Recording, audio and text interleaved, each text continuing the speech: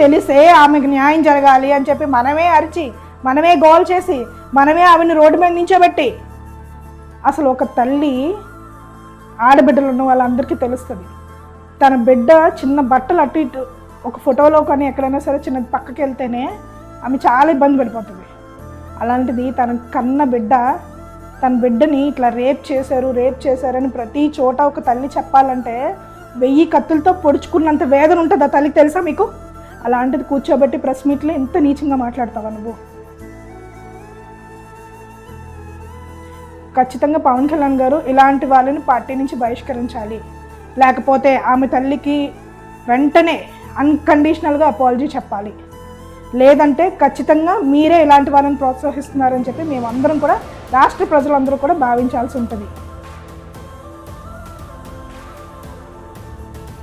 ఎందుకంత ఆవేశం మీకు?